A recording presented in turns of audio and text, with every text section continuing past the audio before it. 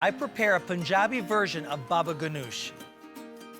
Here they call it Baingan Bharta. It's really simple, and the way they do it here just gives it a whole different kind of flavor profile. So the first thing, you add a little bit of olive oil.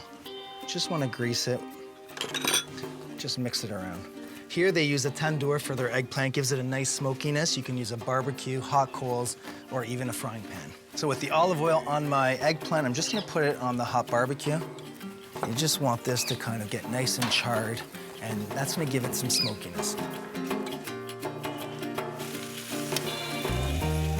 Okay, so these look ready, and that's what you want, nice and charred eggplant.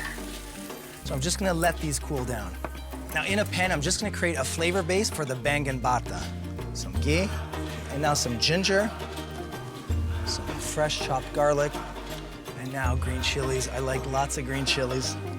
Now what I love about this recipe is you can really make it your own.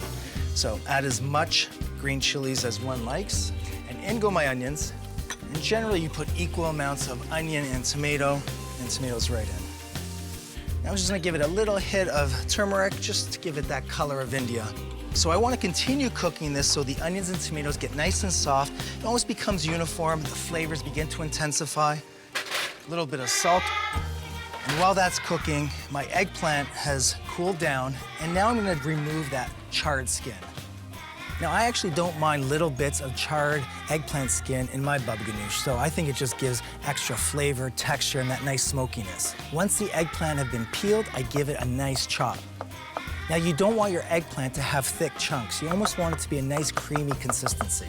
And then I just put it into the pan with all my flavorings. I'm gonna finish it with some coriander powder and some fresh chopped coriander.